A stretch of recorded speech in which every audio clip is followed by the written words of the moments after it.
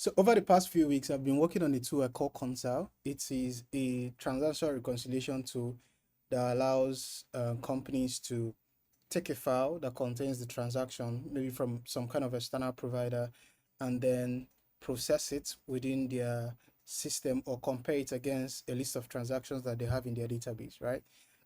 It's actually a tool inspired by something similar that I worked on at a company that I worked at in the past, a VP.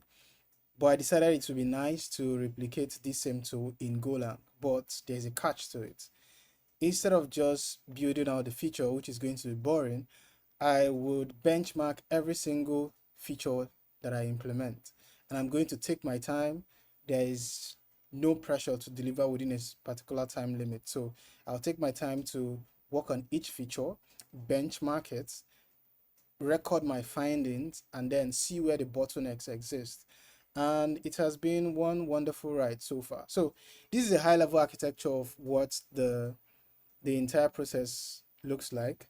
At the moment, it's not, this has actually evolved. This was not what it looks like from the very beginning. For instance, before we used to have sequential processing of data, and you didn't need to have workers, right? We didn't have any kind of concurrent processing. And until I decided to introduce concurrent processing, right, into the entire system. So this is what it looks like. You call the ingest command and it kickstarts. You pass in the file, the path to the file, passing the provider name, then passing a flag to either enable write ahead log or to disable it. It's actually on by default. Then you also passing the number of workers that you would like to use to process the entire transaction file. Right now, if you don't provide values for the worker, it defaults to the number of CPU cores that you have available on your laptop when you're running this process, right? The number of workers controls the number of, the flag for number of workers controls the number of workers that you get to spin up, or the number of goroutines. If you're a Go developer, you understand what I mean. That gets to process each of the files. Now, what happens is we read from the file, then read each line because the files are expected to be in JSON L format. We read each line, then pass it to a channel, and these workers would pick up from the channel and then work on whatever needs to be worked on. Now, in the past, we used to have a centralized write-ahead log for durability fixes. But like I said, this architecture has evolved, and this is probably like the final version of it. At the moment, until I find a way to squeeze out more performance from the process. Now, our memory store now controls. So the last implementation that I worked on is a almost lock-free. I'll call it lock-free distributed sharded implementation, where instead of having a centralized map and a centralized write ahead log file, we now have different shards. At the moment, we have a default value of 256 shards. I think this can accommodate to a very large extent the whatever number of files you decide to write to it. And each of these shard has its own in-memory map, has its own write-ahead log file, and then also has a mutex for acquiring and releasing logs.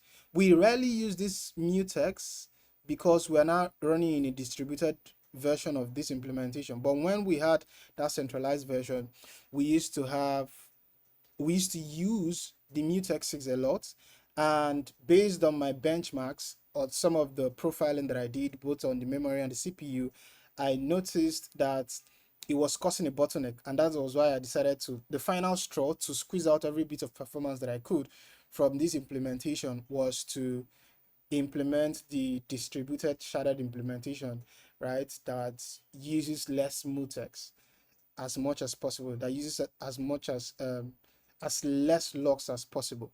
So this is like a high level overview of what's going on. The code has more complicated parts to it. And also I will be releasing the link to the GitHub for this project, which will also contain this high level architecture, right? And then let's go to the code. So I just finished an implementation of the distributed sharding parts, And that was when I decided that it would be nice to record this video. So right now, if you look at this is what I just explained. This is what a typical shard looks like. All we do here is just you have a function to initialize a particular shard, and then right now we limit the size of our channel to 4 KB by default. Then for every single time that you try to add to that shard, we no longer need to do things like x.mu.lock, right? We do no longer have to do this anymore. So these drastically increase the performance. For instance, we used to perform, I think I need to switch my screen. So for instance, we used to perform, if we go to, yes. So we used to perform 10 million records. If you look at this guy, we used to perform 10 million records in 20 seconds. But removing that lock and some other optimization led us to processing same 10 million records in 13 seconds using the same number of workers. Of course, if you've run these 10 million records before, which means we do not have to process it anymore, it comes down all the way to 7 seconds. So which is like a lot. 10 million records in 7 seconds or 10 million records in 30 seconds is huge. And at this point, based on my profiling, because I'm also running some CPU profiling, I can see that most of the bottleneck now exists around the tiny bit of mutex that we have. But right now, in terms of throughput, we have so much. We have squeezed out the last bit of performance. Any other thing that we need to be doing or we're going to be doing in order to increase performance would be considered micro optimization. So this is where we are right now. Right now, we're able to, if we have an empty write ahead log file, we're able to process 10 million records in 13 seconds. And if we've processed the same file before, we are going to process it in almost half the time. So this has been a very nice ride so far. If you want and you want to know how or what some of the things that I've been able to do from the very first day that I started this project, when you look at this repo, look for the file designdocs.md. I literally pour out my soul, all my mind into whatever I'm doing. I'll tell you some of the things that I thought about when I was implementing some of the features that I implemented. I'll show you some files or some data that backs some of the next implementations that I did, and then some optimizations based on some of the things that I used from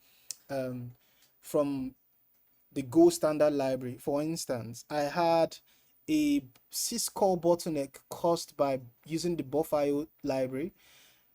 Because I was using the standard, I think it was 64 KB or I think 4 KB, I can't remember, the standard 64 KB internal buffer that it uses for processing data.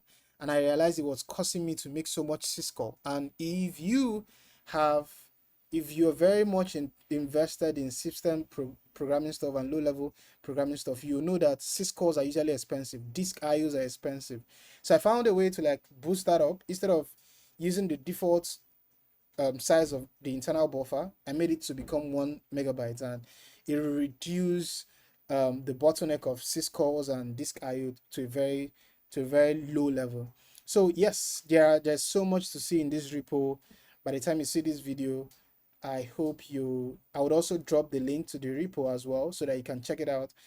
Please go ahead and like it, start the repo if you like it, and also like go ahead and follow me anywhere. I talk about everything systems programming and building our storage engines. See you.